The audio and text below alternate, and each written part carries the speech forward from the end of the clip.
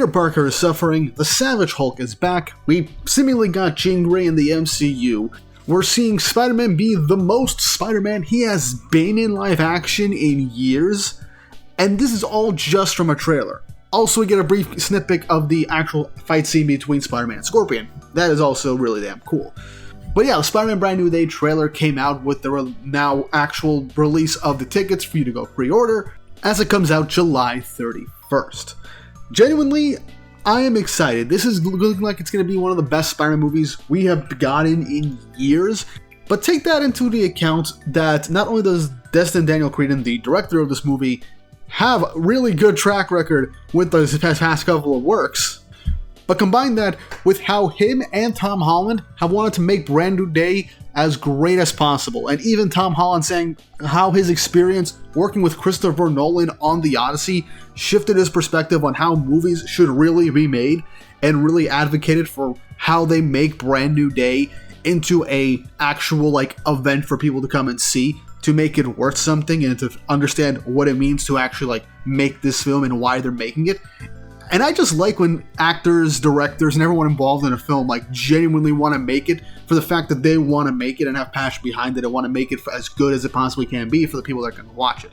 That's honestly really damn fantastic. Combine that with the fact that also Tom Holland apparently looked through a bunch of online posts, Reddit threads, potentially YouTube videos of people saying what they would like from the next Spider-Man movie, and seemingly took that into account. Obviously, when it comes to making stuff, do not listen to the fans, because 99% of the time the fans don't know exactly what they want for what you're trying to make, and that's what makes making movies or shows or comics, etc. So enriching, because you have no idea what you're getting into. But I do think he got the general gist of what people wanted from the Spider-Man movie, and that's why we're seeing how Peter Parker is in this brand new light with how his identity and his life has been throughout this film. Anyway, I've yapped on for about 2 minutes now, so let's just jump right into what this trailer is giving us. So, right off the bat, we are seeing that Peter's powers are just going off the fritz. He's not in control of himself, he is losing balance and smashing into objects. And he even says in the voiceover that he's losing control. Literally, the opening sections of this trailer show Peter fighting the Scorpion, Mac Gargan, and he literally, in an instant, just gets possessed, grabs him and just slams him around like a rag doll, even slamming him into a police car as he's just manhandling him. His eyes go black, showcasing his shift in just using his abilities with the way that he's been using them, as it is a visual representation of how his powers are changing him to the point where he is obviously losing control. And that's a theme throughout the whole movie from what I can gather from this trailer, because Peter is struggling with not just the fact that he's basically Spider-Man pretty much full-time now. He has no real social life since he's separated from MJ and Ned, since everybody forgot who he is and Aunt May is dead. He has no support network. He is all on his own, making his own web fluid, fixing up his suit, and it is insane to see Peter back in this light, and he's probably the most isolated he has ever been. And we can tell this is hitting him really hard, as he is trying to stay at arm's length from MJ and Ned, but also can't help but gravitate towards them, as we see in this trailer, as he makes it to MJ's whole housewarming party or apartment warming party. But there are more notable things as well in this trailer, like Peter's interaction with Bruce Banner, and talking about how, his studies in genetic mutations, and one wonders with Bruce Banner how you can keep the good parts of a mutation and then get rid of the bad. But Bruce says a very interesting point: how do you know what is good and what is bad when it comes to something that is natural? Ergo, how are you going to tell what part of his own powers are good or bad? How can you really tell, depending on how nature intends them to be? And that could also be kind of a nod towards the mutants, because that is effectively something that is discussed in X-Men comics for a good number of times, and especially shows the difference between mutants, people who are born with these abilities, and mutates, people that gain their abilities through outside means, like Peter with his spider bite and getting these spider abilities. Same with Bruce Banner the Hulk. He got his powers from irradiation and the fact that he basically has DID, so that ended up manifesting with the Hulk.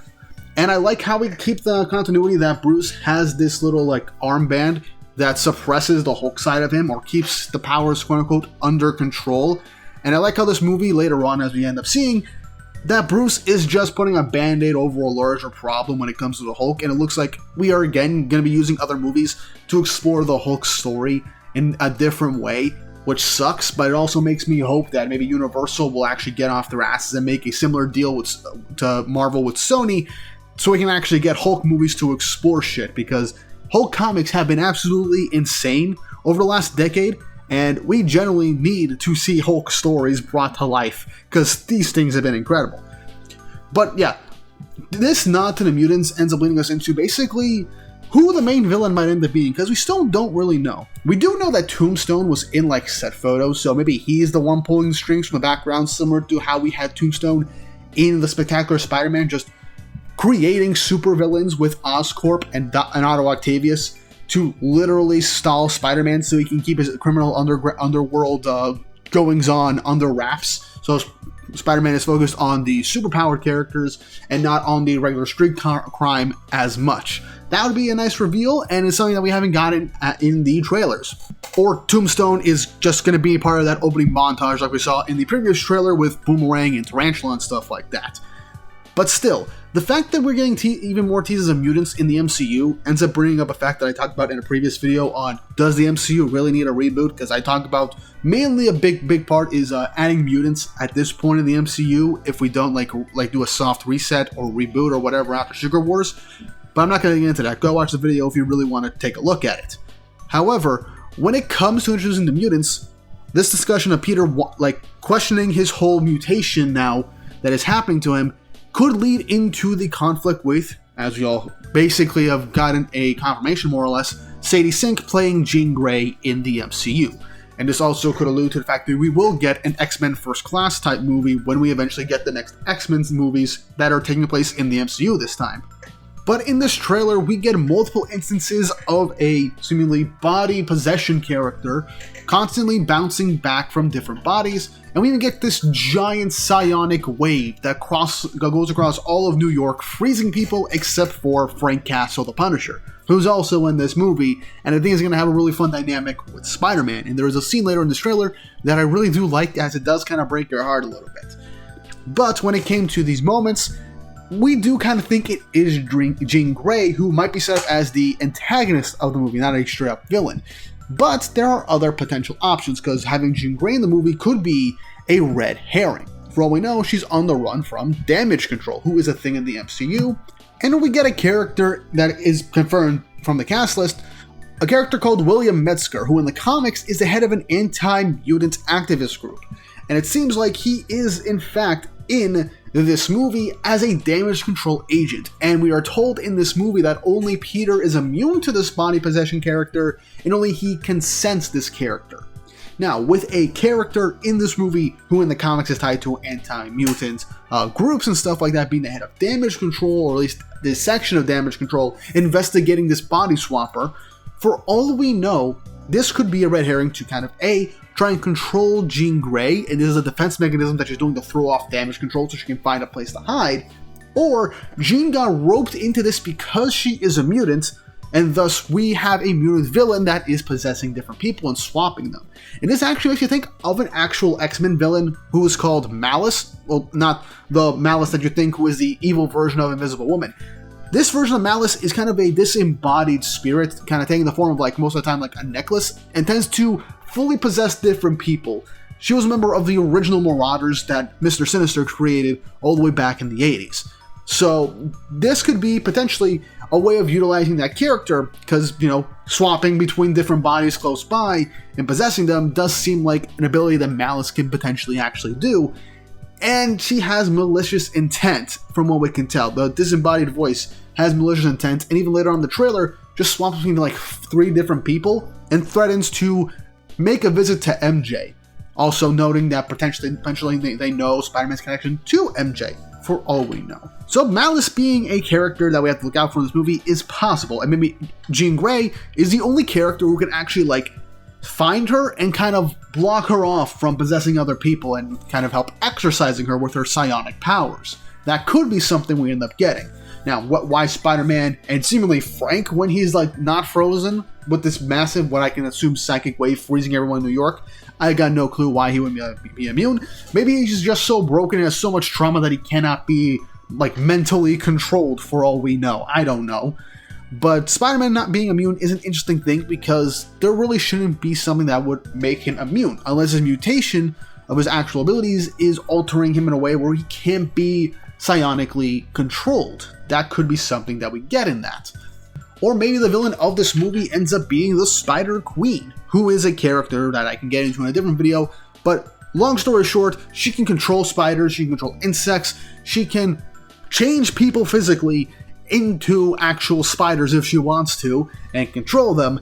And she's part of the reason why in the early 2000s we had a story event where Peter got organic webbing, and then we later ended up getting the other storyline with Morlun and the Spider Totem and stuff like that, so those arcs basically came back to back. So it would be interesting if not only is the Spider Queen someone in this movie, but Peter being immune could also be the effect of his spider mutation, and that kind of helps stave it off? I don't know. It's very unclear. But either way, it does look like Jean Grey is partially responsible, or is fully responsible for all the body swapping. Maybe her body is just incapacitated in damage control custody, and she is astral projecting into all these different people, possessing them, to try and find a way to free herself. Maybe she's trying to, like, strategically bring Spider-Man to free her for all we know, or something like that. I got no clue. But still, she's causing a lot of damage. Because in this trailer, we see her possess Bruce Banner, remove his gamma dampener, as she forces him to Hulk out, bringing out not Professor Hulk, or the Banner Hulk that we saw in Endgame and She-Hulk. No, we see true blue Savage Hulk that we have not seen since Age of Ultron. I don't count Thor Ragnarok or Infinity War because that's not Savage Hulk. That's a more, I want to say, tempered Hulk, childlike Hulk, not Savage Hulk. Wants to destroy and break everything Hulk. Pure, unfiltered rage Hulk. And we're getting a fight between Spider-Man and the Hulk in this movie. We get a freaking thunderclap from the Hulk in this trailer. That is insane. And at the end of the trailer, we see Hulk just covered in webs, and a bunch of webs, like, keeping him encased in a bunch of, like, building rubble. So, that's something.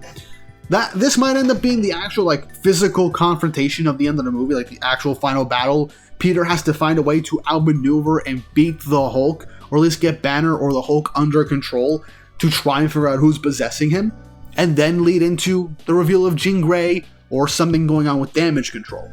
That could be something. I'm genuinely curious.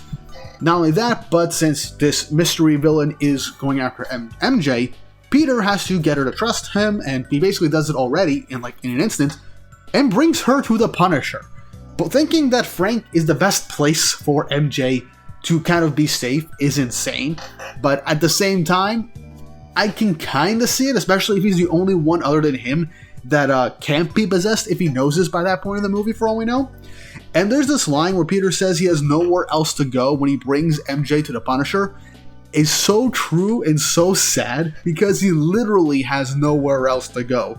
No one else remembers who he is. He has no, again, like I said at the beginning of the video, he has no support system, no family, no friends that he can really come to actually help him at all. He has no ties to the Avengers anymore, and the Avengers are kind of all over the place anyways, so, like, yeah, he has no one else. He has to rely on the freaking Punisher to keep his loved ones safe while he goes and deals with this, like, body possessing, body jumping whatever, who is maybe at this point currently possessing the Hulk for all we know and causing a rampage. I have no idea. But that is honestly insane. And MJ does end up trying to convince the Punisher to help Spider-Man later on in this trailer as well, so that's honestly really nice to see. But outside of that, the Hand is back. No idea how they factor into all this, but seemingly since there is a scene in a prison where Peter is fighting them, getting overwhelmed, then they all square up, Peter is unmasked, and he then goes into that spider state where his eyes turn all black, and then he just goes ham and unleashes a web tornado, one of the most comic booky things you can imagine, and something that you can only really see in the comics or in the Insomniac Spider-Man games. Now, that shot is just genuinely really, really cool, and I cannot wait to see it in theaters. But scenes like that, like at the beginning with Scorpion, right now against the Hand, it seems like we're building up this story of Peter having to accept the spider part of himself, but also really needing to just let other people in. open up and end up bringing more people into the fold. I know No Way Home basically caused him to like erase his own existence, but he has to bring people in. He has to have friends. He has to have teammates. He's got to have a relationship. These whole things, isolating himself, has not been good for him. And while throughout this trailer, and even at the end, he is quipping like crazy and just doing a whole bunch of agile Spider-Man moves. It is great that he's going full Spider-Man, but at the same time, getting rid of that second half of his life has really been damaging him, and he's just going into deep depression in this movie. And the actual transformation with his organic webbing that we see, again, confirming his organic webbing in this trailer, is showing the physical change that he's going through within just basically being more spider than man. And it is a nice touch that in the trailer we see him trying to use his makeshift web shooters, but nothing's coming out as he feels like there's a block or something like that, and then he unleashes webs from his wrist that are organic. Now it's either one, he is using these usual web shooters, but he's getting other webs that are kind of like getting blocked off because of the web shooters from his organic webbing, or he built these new device web shooters to kind of help point and shoot when it comes to his organic webbing, to kind of add a bit more of his technical ingenuity, for all we know, and to make it more controlled and stuff like that. I don't know. But still, now this Peter has organic webbing, and it fits, because if we are going into the story of the other, they're probably going to bring the organic webbing stuff from the Spider-Queen arc and bring it in with the other arc, which is him becoming a spider totem and stuff like that. We're basically guaranteed not to get Man-Spider, because I believe it was stated that they did plan to make a humanoid spider creature in this movie, but apparently test screenings and stuff, and executives or whatever said that kids wouldn't like it and it'd be too scary for them, which is okay, not exactly the best thing you can do. It was good for a 90s cartoon, but hey, what do I know? Either way, whether the organic webbing is used effectively, we've seen in this trailer, it looks really damn cool, and he still needs to get the hang of it as well. And there's also the possibility that the organic webbing is permanent, or it is just for this movie to be another visual indicator of his shift into being more Spider-Man than Peter Parker. That could be a thing. Now, the hand being back, I got no idea what this means. This could just be a whole different section that's going on.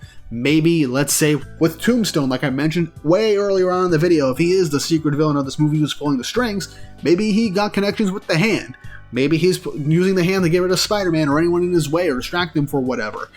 Or, heck, maybe the hand and damage control are hand in hand, and he's using the damage control is using the hand to go after Spider-Man to distract him from Jean Grey and everything that's going on. Either way, I got no damn clue what's going on really in this movie, but I do kind of like that. It leaves the mystery. It gives you enough to theorize on, enough to speculate on, going back through comics or other stuff from other pieces of media involving Spider-Man and other Marvel characters. So that would be interesting to see, and I'm glad I can go into a movie without fully understanding what I'm getting into, because that'll just make the experience a lot more enjoyable. Some closing thoughts. One thing, people are complaining, why are we getting introduced to the mutants and Jean Grey and some other mysterious villain into the MCU through a Spider-Man movie?